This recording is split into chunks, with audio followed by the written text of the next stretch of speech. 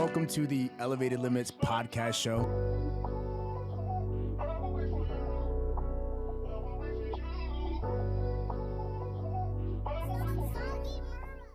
What's up, guys? Welcome to another episode. Today we have a special guest in the building. He played defensive back at Westchester University. In 2018, he led the team and the conference with seven interceptions, which was ranked third in the NCAA Division II. Was awarded second team All-American, All-PSAC. The list goes on, and he's currently playing in the USFL for the New Orleans Breakers. Please welcome Jarey Elder. My dog, how we feeling? We feeling good? Good to be here, man. Appreciate you having me on. My dog. So how we feeling, bro? How's the body feeling? How you feeling to be, back home and in your off season right now? Yeah, obviously the season didn't go as we wanted to. So anytime you're coming off a losing season, you kind of got to recuperate. There was a long off season going into the season, so now being back in the off season, just trying to figure out some things that maybe I could have done better in my off season, and just be home and enjoy time with family and be able to just relax for a little bit. But then, as a professional athlete, you don't really have too much time to relax. You get to a certain point and you're sitting around. It's like, all right, there's enough sitting around. I'm ready to get training again. But being smart about your off season training, doing the work that you need to, correcting the little things that might have been wrong or little tweaks with your body that you need to get back right. So ready to get back after this off season and enjoy the time relaxing, but also ready to work. Have you had enough time to kind of like reflect and be like, this is what I feel like we could have done better? Also, you were awarded a team captain, which just speaks to the character, the type of person you are. So congrats on that. Thank you. But have you had the chance to kind of sit back and be like, damn, man, I know if we would have did this, or if I could have, like, have you had that time yet to kind of reflect on that? Yeah, with having the tough season we had, we obviously didn't win as many games as we wanted to. So that reflection process, I would say, started a little bit earlier than a team that was necessarily winning a lot, because winning covers up a bunch. It's not that people aren't doing things wrong when they're winning, but they're winning games, so it covers up so much, and it's able to hide some things. When you're losing, it's not. Right? Yeah. You're trying to look around, like, all right, how do we fix this? How do we fix that? And 9 out of 10, it's not a bunch of stuff you're doing wrong. It's a couple plays, 4 or 5 plays, I say, win you or lose you a game. So those 4 or 5 plays, you got to go in and kind of correct that thing. There were some things that definitely we could have did better, but as a staff, they did a good job of bringing us together as a new team. We had a bunch of different pieces from all over, XFL, USFL, some NFL guys that came back down. So just a bunch of pieces we had to get together, and I think next year it'll be a better run for sure once we fix some things we got to. I wasn't planning on starting off like this, but this is kind of where my mind is going right now. How are you guys able to stay together during so much adversity, during so much, like, you guys are just a bunch of losses, right? Like, how do you keep the team together as a captain and kind of keep the morale up when guys are probably super negative in the locker room? Yeah, something that our head coach, Coach Flip, always talks about is you're being the same guy every single day you come in. So you can't really let the wins and the losses change who you are as a man, as a player, as a father, anything.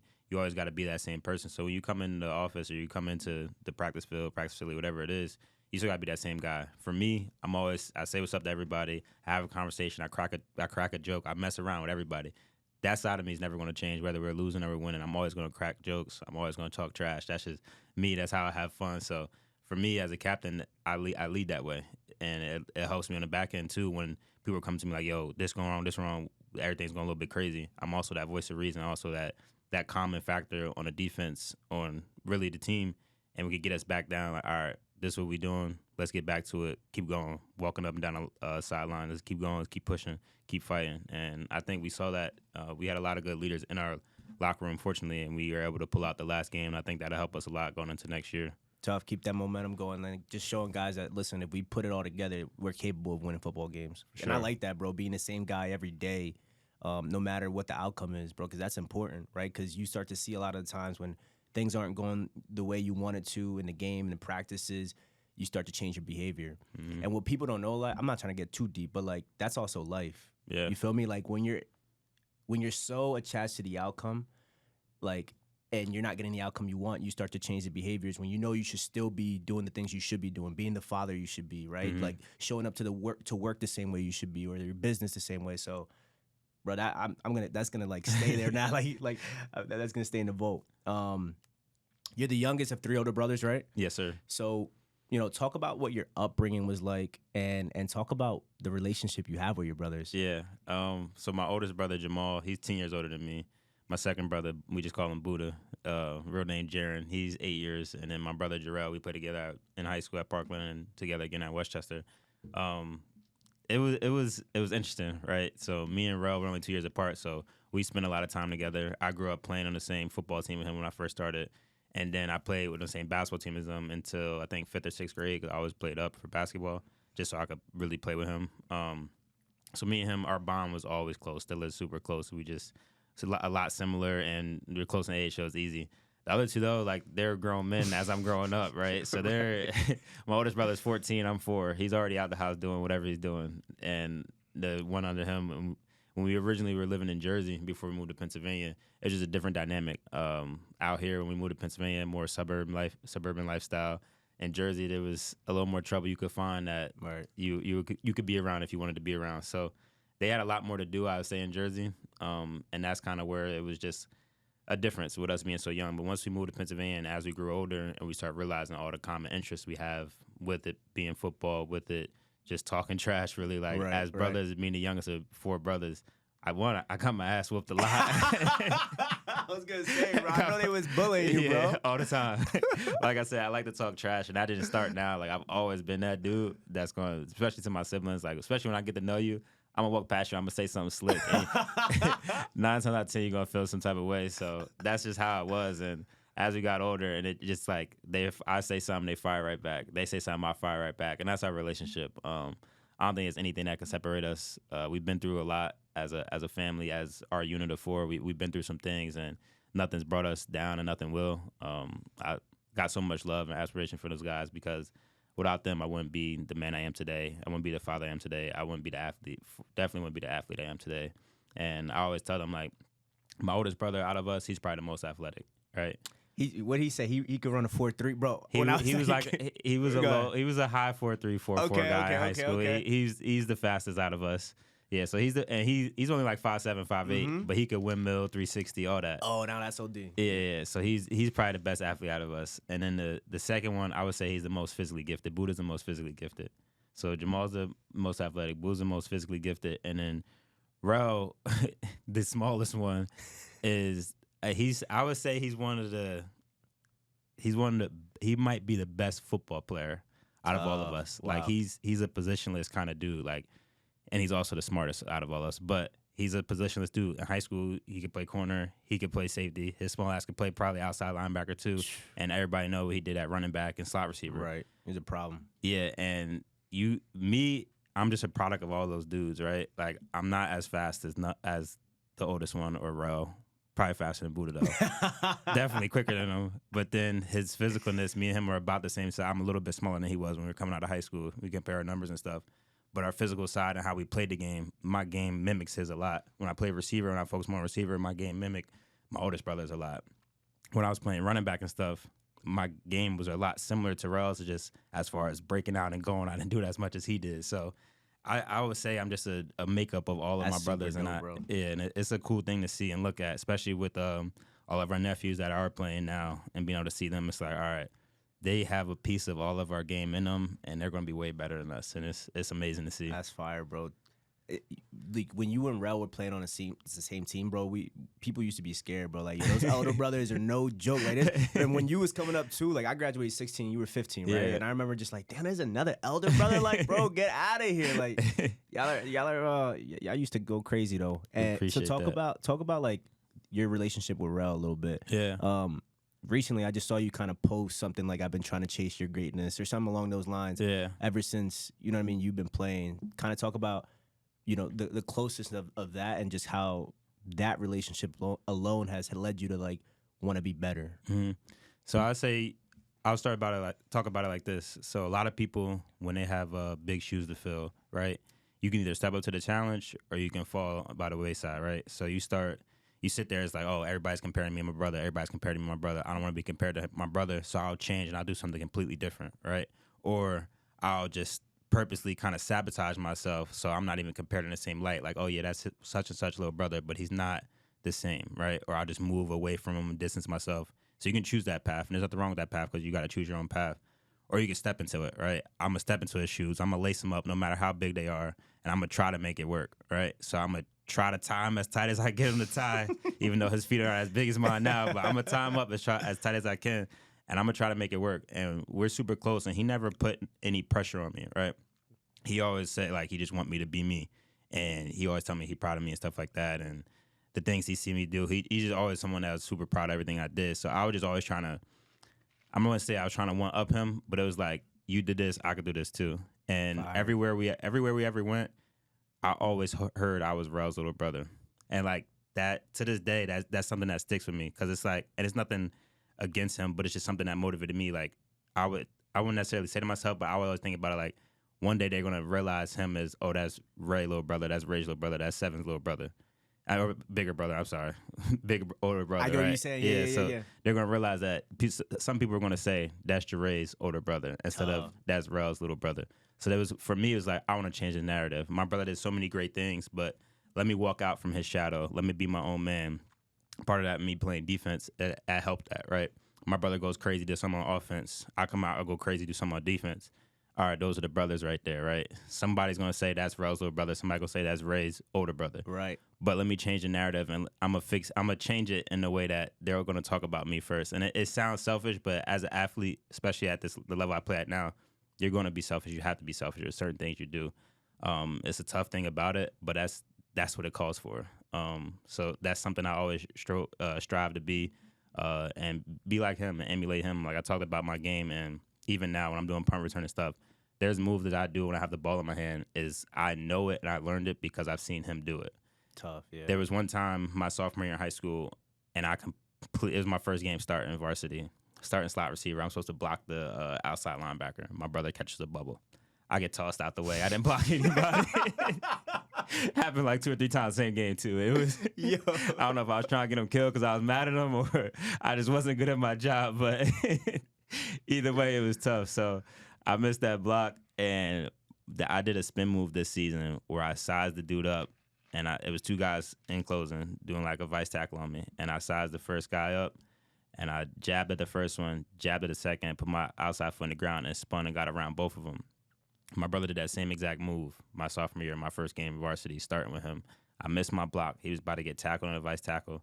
He set it up differently though. He attacked with his left, attacked with his right. Oh no, he did the same way. Attacked with his right, attacked with his left, threw his foot in the ground, planted it, got out, and spun around the exact same move is what I seen him do. So it just goes back to that. Like wow, bro. When you have a great role model like that, and this is only talking about sports because obviously he's a great role model outside the field, but when you have great role models like that, it helps you so much in life and definitely on the field, and I'm extremely thankful. Bro, I could tell you're a great football player, bro, because that level of attention to detail, to remember that stuff is next level, bro, and I feel like that's what probably separates you on the field is just those little minor attention to detail stuff, because I would never remember that. Bro, I ain't gonna lie, bro. I wouldn't. We've been talking about your professional career a little bit, but I kind of want to take it back to a little bit when you were at Parkland. Obviously, you had a great career there.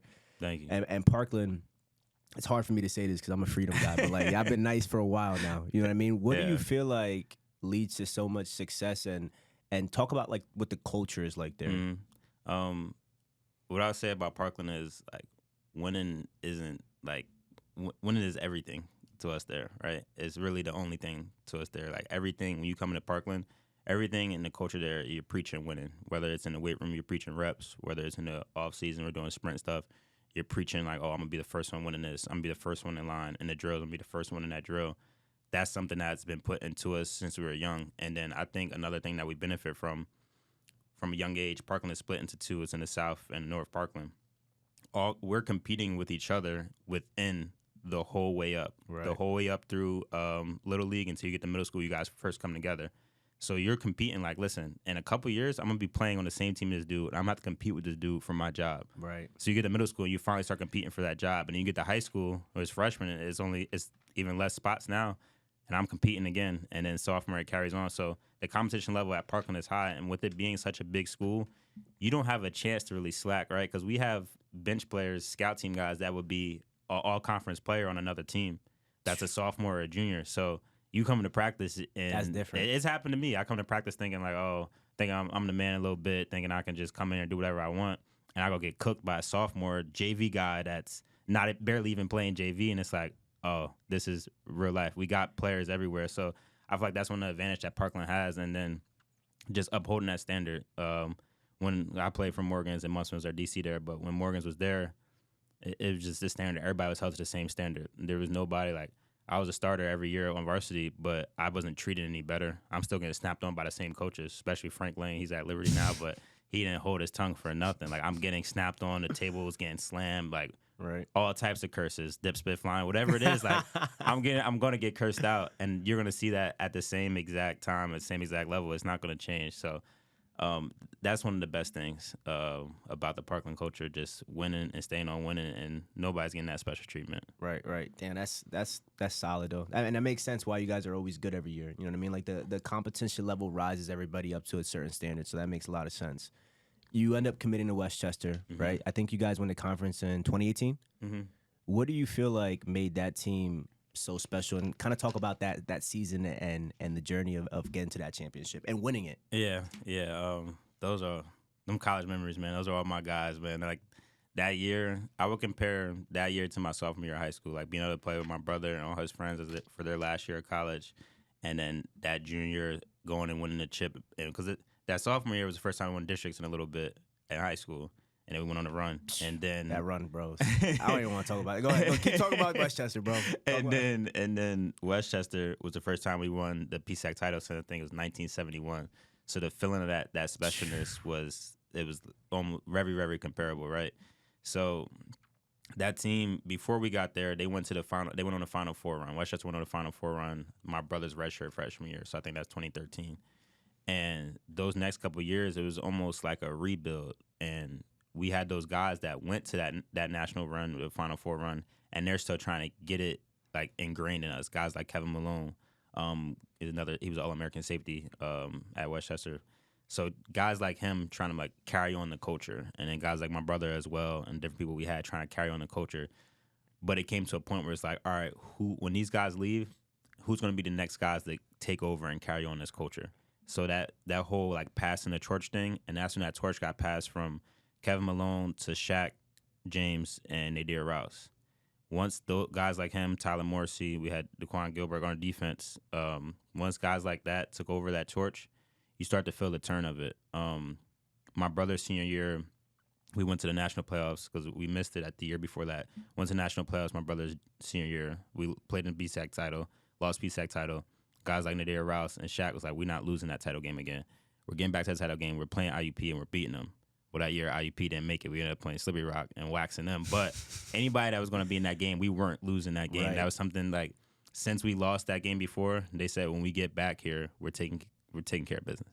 And so when you have leadership like that coming in, and it was no like, we're not trying to protect anybody's feelings here. We're going to say something. And if you feel some type of way, don't be around us no more. And like Nadir Rouse, he plays for DC Defenders now in the UFL. That's one of my best friends. We train together in the off season, talk about everything, right? He didn't care. Me and him would go at it. And that's just a relationship that we had and we needed to have. It didn't matter because at the end of the day, all we cared about and what we wanted to do was win. So if we was going to bicker, it's because we was getting ready to win the game, and we was going to do everything in our power to win the game. So until we got to the bottom of it, it might have been hot, but we was going to get solved, and we was going to be fine because we was getting ready to win. And once that winning got involved, we went on a 10-0 run, winning the PSAC title.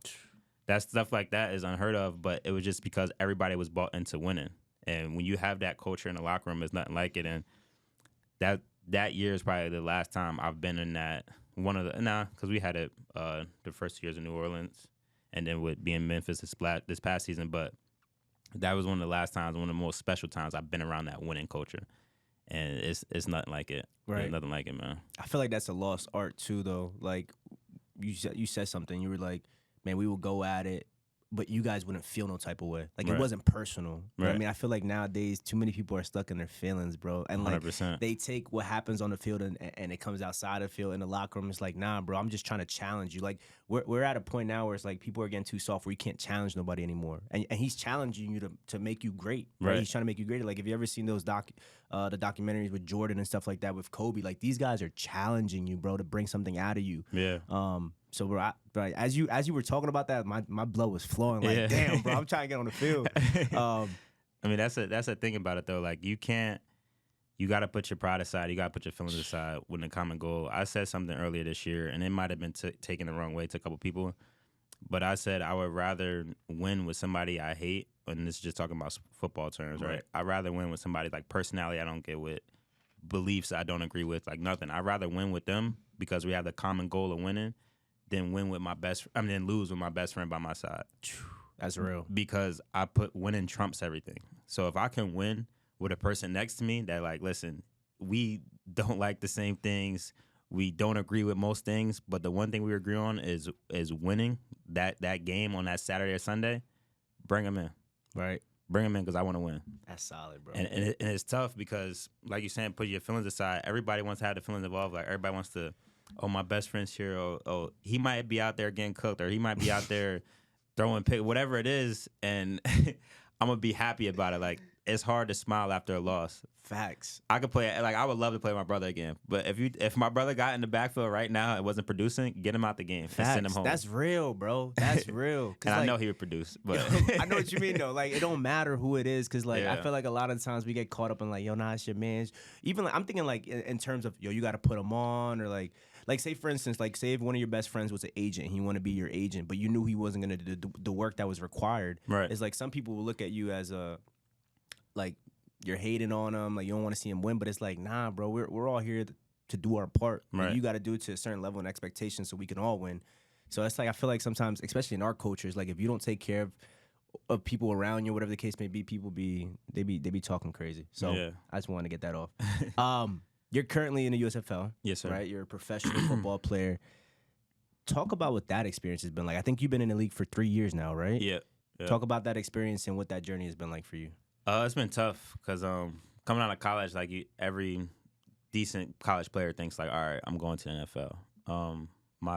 Mine was a little bit different. Like you said earlier, me being an All-American, there was probably 18 to 20 NFL scouts that were either came to practice or just came to campus to meet me.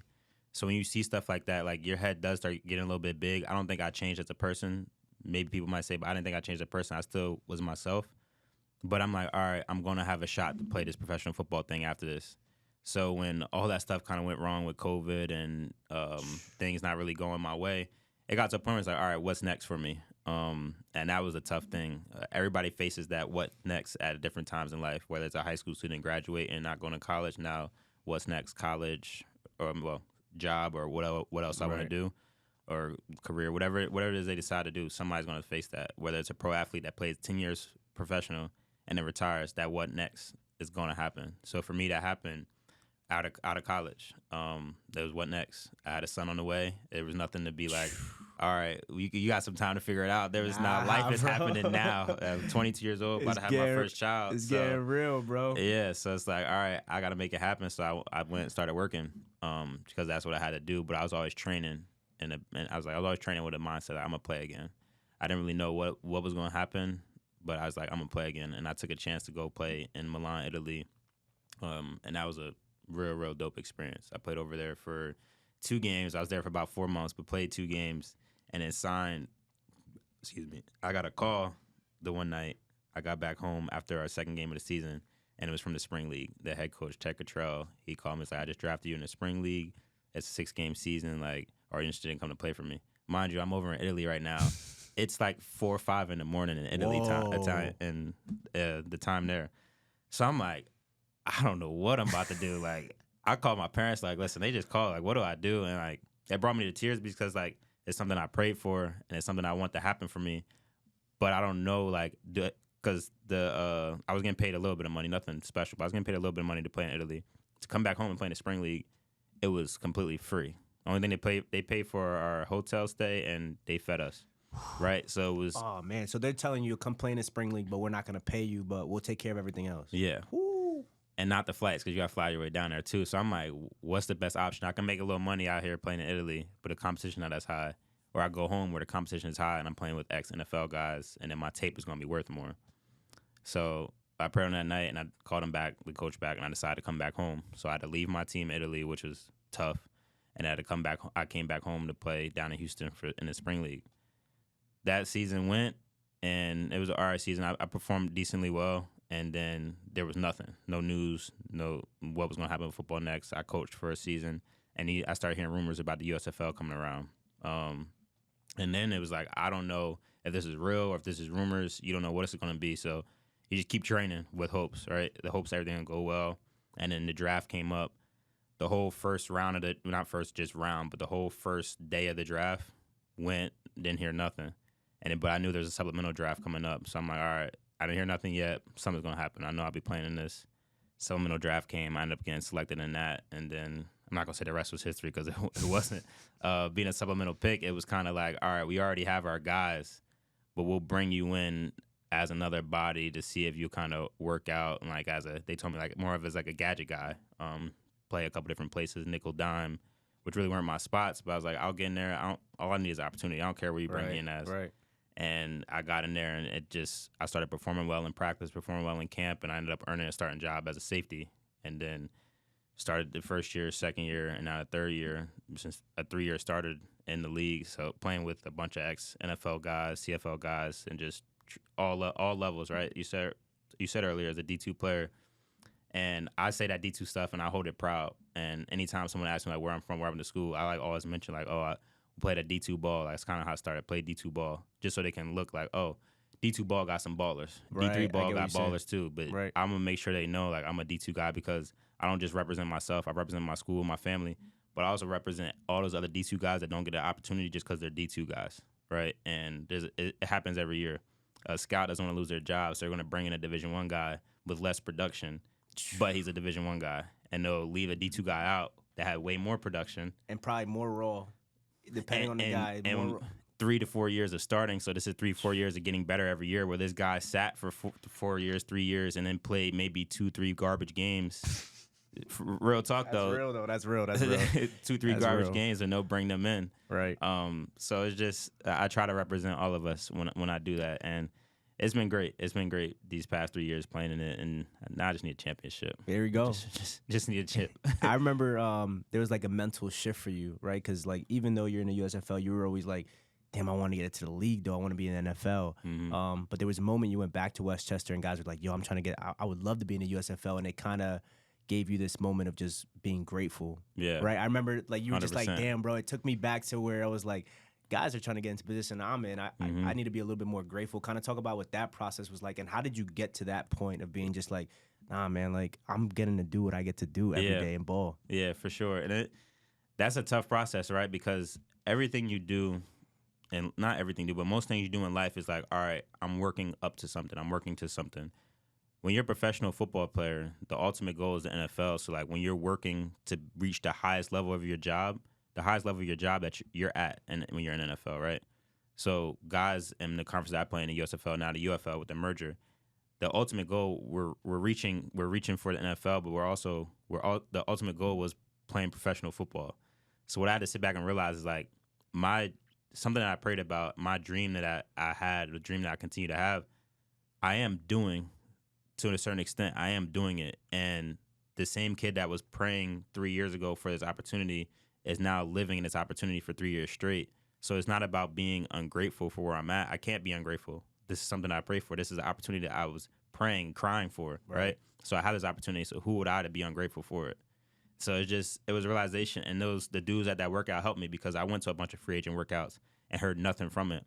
And what I say to people all the time, you never know what opportunity is going to set you apart.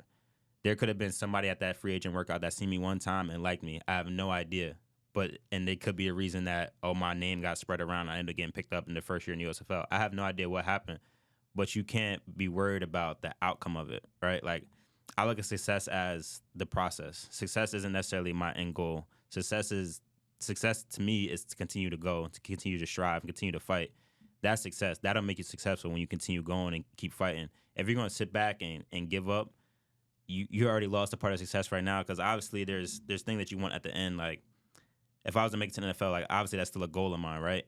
But the whole process of building up and going there, meeting people like you, meeting teammates that I've played with now, like, that's part of success, right? Because it's about changing people's lives around you, and also people changing your life too. Facts. And that part, I feel like I'm extremely successful because of the process that I've been going through, right? And now if I make it there, that's a part of the success, right? That's still not the end goal, right? Right. That's still part of the success, but that's not everything. Right. The success has been happening now for 3 years, and I'm extremely thankful for it. Facts, bro. And you said a lot there, bro. And again, like, imagine if you were waiting till you got to the NFL to now start being happy, to now start like, okay, now I made it. Or like, you would be so miserable every single day throughout your process, right? But now you're saying, I'm going to go as hard as I possibly can every day. And because I do that, now I am successful, which is fire. Because that's how it should be, right? And now if you do get the outcome, blessings, I'm grateful. But if you don't, you're not unsuccessful because you've done everything you possibly can to make it happen. You know, so that's fire, bro. That was a bar. Appreciate that. We'll clip that up.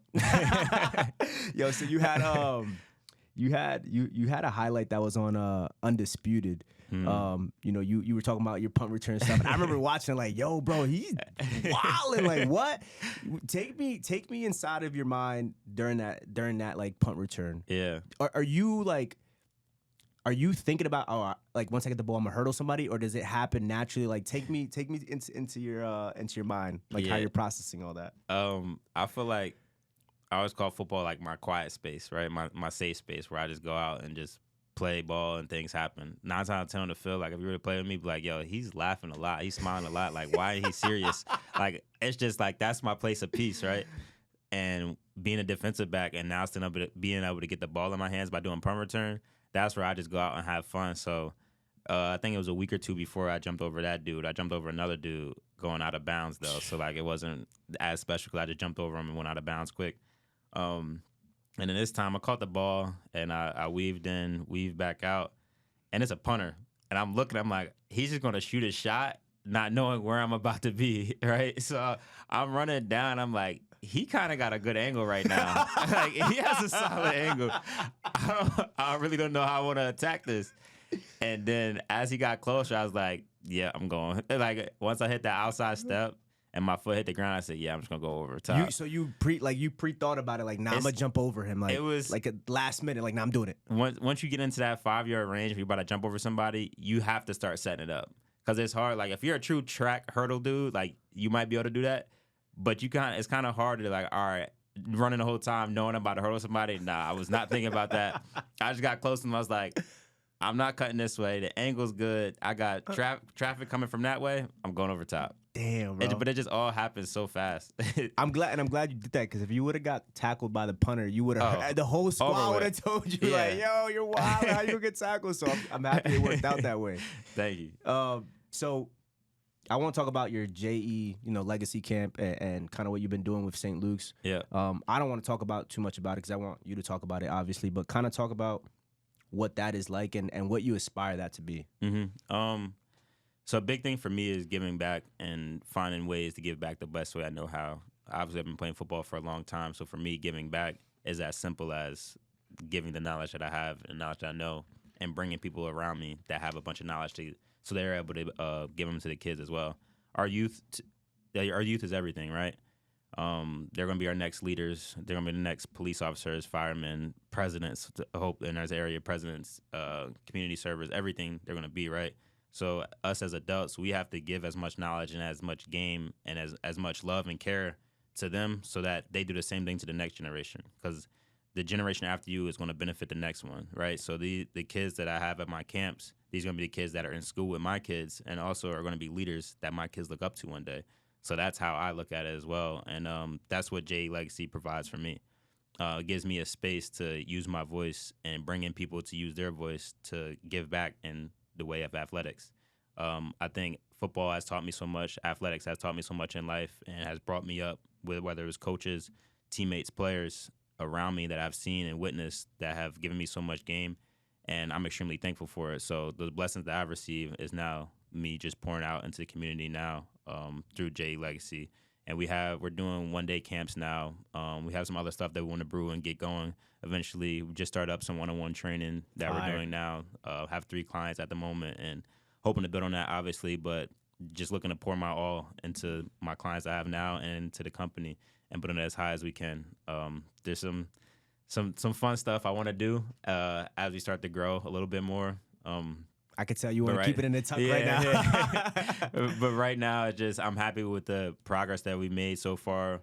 We did a back-to-school drive last summer. I seen that. And was fire. We were really happy with that. Key Bank helped out with that.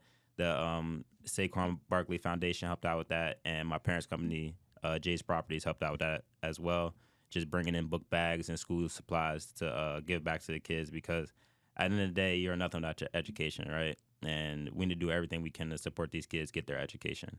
And for me, that was one of the biggest things I want to do. I wanted to find a way to give back to the kids outside of sports, and there's nothing better than to help out their education. So if a kid can start the school year with a new book bag, a new binder, a new pad, pencils, pens, crayons, like if they can get the foundation to start their school year off right, that means the world. And we had a lot of parents that are extremely thankful that we did that, and were just thanking us a lot. And that meant the world to me, really. Like it means a lot to you to be able to give back in the community that way. I was really happy with how that turned out. So as things keep going and we keep building, there'll be more and more things coming around. But Jay Legacy is going to take over the Lehigh Valley. Let's do it, bro. And I'm happy to be like helping and assisting you guys in any way. Like when I was talking to your brothers at the camp, and by the way, like his mom, his dad, all his brothers are there running the camp. I thought that was one of the dopest things I've ever seen in my life, bro. I'm not even trying to exaggerate it, but I was like, yo, this is dope. But just the small conversations I had with your brothers, I was like, I'm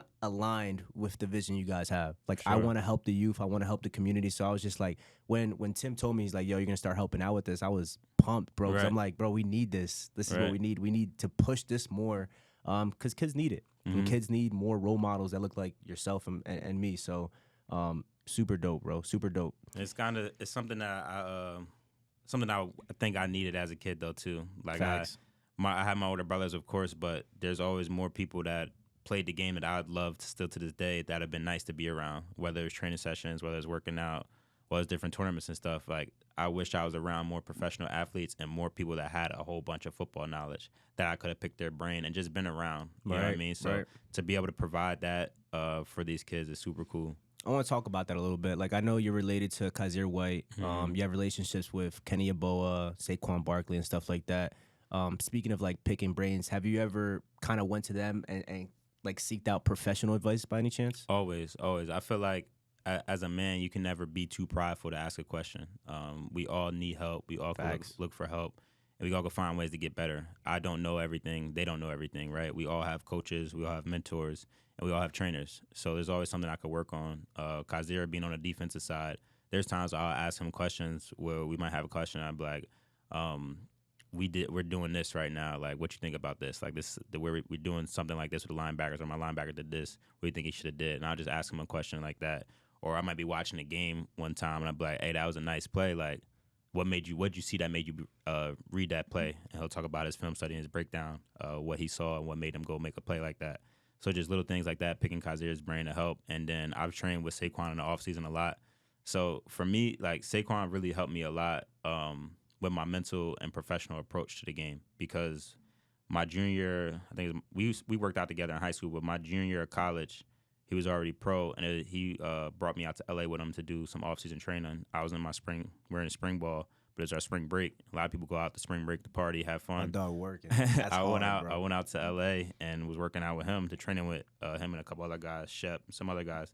So I got to see the true professional approach to the off-season. And that broadened my horizons and made me want it that much more, because, like, this is what life looks like. And, yeah, we might have been in a nice house or whatever that we're staying in. And he obviously, like, the professional athletes have nice things, but the dudes I'm around, they're grinding.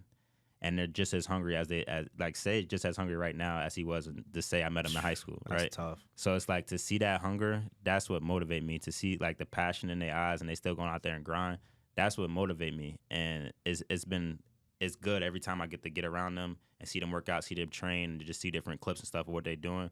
I love it. Because honestly, the off-season training, it sounds crazy, but I love that shit. Like, I genuinely love that hard, shit. Bro. It's painful. Like, it hurts. Don't get me wrong. And other days are easier than others. But I said to say one time, I said, bro, like, you don't realize how nice this is. It might have been on that trip, too. I was like, you don't realize how nice this is. He's like, what you mean? I was like, right now, I'm training, I'm going to school, and I'm working a job. I said, I can't wait for one day that I could my job is to train. Damn, that's real. I go train, and then I'm in season, I'm playing my season. Like, I can't wait for that day. He's like, I'm going to tell you right now, not every day is as easy as it seems. And I didn't get that until about a year or two ago. And I'm like, I don't want to go work out right now.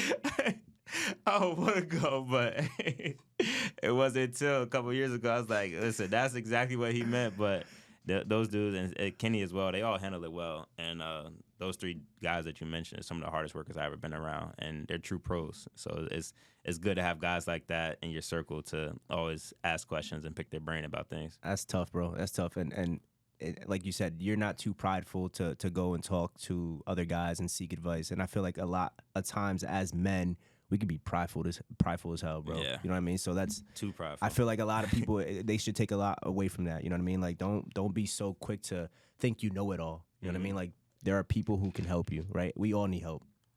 You brought up praying a lot, and I remember we were on the phone. Once you heard that I took over that new position, I'm going to be helping you out a lot, and you were telling me you went to church and all that stuff. Kind of talk about what that journey has been like for you, and like how it shaped you into the man you are today. Yeah. Like we didn't grow up going to church a lot. It's not something that was necessarily pushed onto us. My parents always said like we want you to have a relationship with God, and they talked about having a relationship with God, but it wasn't in a way of like going to church and I need you to read the Bible. It was more of like I want you to pray, and you should pray and have that relationship. And it's something that like I talk about with both of my parents, just having a relationship with God. And I would say ever since I like got back into playing professional or playing football since college, I feel like I've been getting closer and closer with God every year. When I was over in Italy trying to make that decision, and I sat back like, what am I going to do? I feel like God put me in Italy to isolate me to see if I really wanted it. Because when it didn't go right the first time, a lot of people would have gave up. But he was like, all right, I'm going to take it away from you, and I'll dangle it in front of your face, and let's see if you really want it. And I went over there, was working just as hard as I was before, and he provided me another opportunity, and then that another opportunity turned into another opportunity. And I always give thanks, right? Because without him, nothing that I've done would be possible at all. So I feel like I'm still in the journey. I don't think I'll ever be complete in my journey, but I'm still in the journey. And it's just, for me, my relationship with God is everything. Like I said, without him, I wouldn't have anything. So I just continue to give thanks, and it's just an amazing feeling. Like, I don't know, like I said to my mom before I got signed by the New Orleans Breakers the first year, and the supplemental draft was going on. She's like, no one called your phone yet. What's going on? I said, Mom, you could pick a side, right? I said, you say you have a relationship with God. You say you put all your faith in God. Why are you stressing? I said, you can't carry stress and carry your faith. You got to pick a side. Amen, I said, bro. That's a bar. I'm the one that might be out of a job. You got a job. You got a job. If my phone doesn't ring, I'm the one that's got to look for a new job. You don't got to look for nothing. Oh, man, bro. So it's just it helps ease your mind a little bit, a lot of it, because I can just put all my stress and all my worry onto God, and that's where it'll stay. And she's worrying when I'm gonna get my call, feeling like guys that have picked up before me, I'm better than, and we know that's the case. We know that I'm better than, but where I was supposed to be is exactly where God wanted me to be, and exactly where He put me. So who am I to complain, and why am I to be nervous or scared of what's going to happen next when I have God running the show? Amen, bro. He wrote the book. I don't need to do nothing else. It's already written. Written. It's already written. The book is written, so I don't have anything to worry about. And that's just kind of how I live my life. Like, things are always going to go wrong in life. That's life. You're going to have your highs and lows. You're going to have your ups and downs, but as long as you have your faith to turn back to and have God to turn back to, it just, not even turn back to, have God to look to.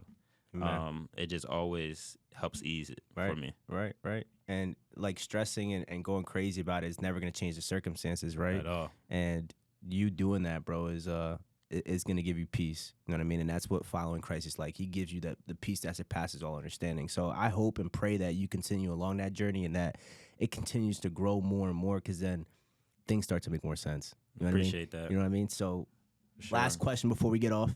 Yeah. You know, having played actually, I got two more questions, bro, because I've been looking for someone to ask this question, and I feel like you're a good person to ask. So before I get to my last question, let me ask you this. You're in the USFL, you're a professional football player, and you kind of hit on something earlier. You said there's always a point in life where you talk about what's next. Mm-hmm.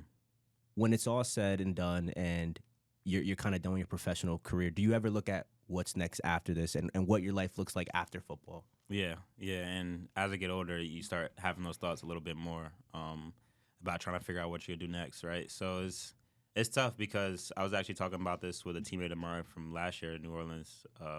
we were talking about it earlier because he played 3 years in the league, played in USFL for 1 year, so now he's trying to figure out what life's about to look like for him and going back to school and stuff. And I said it's like everybody's going to have to figure that out at one point. And the one thing I said to him was like, you always figure it out. It always works out and happens for you. For me, it's just something that I've given thought to. This is part of why I started the company, JE Legacy. Makes sense. And like a lot of my effort and time I want to pour into that company once I'm done. But there's going to be other things I do and other business ventures that I'll get into. I invested in a couple properties with my brother Jarey. He has a real estate license, so I invested in a couple properties with him, and that's something I want to learn more about as I get done, and definitely coach again. I'll definitely be around the game. I probably will be helping out at high school this year. I can't drop the name just yet, but I'll probably be helping out at high school this year. Better not be Parkland, bro. That's all I'm gonna say, bro. Better not be Parkland, bro. But we'll be across from the sideline at some point with each other. But yeah, I want to just help out and get back to coaching because I got a lot of knowledge to give, and it's always a tough conversation because we spend so much time as athletes pouring it into our sport, and you get to a point and you're like, all right, I'm done my sport, but that what next part? A lot of people don't even think about it. So once that time hits, you have to start building your plan. Your first year in the league, you should be planning for after it. Wow. And it's not that you're planning you're not planning an escape route. You're not like, I'm getting out of this thing as soon as I can, but just so that you're prepared. Whether you're taking classes, whether you're just learning a trade or anything you're doing, start setting yourself up for life because NFL guys, the money is great, right? But as fast as that money came, that money could go.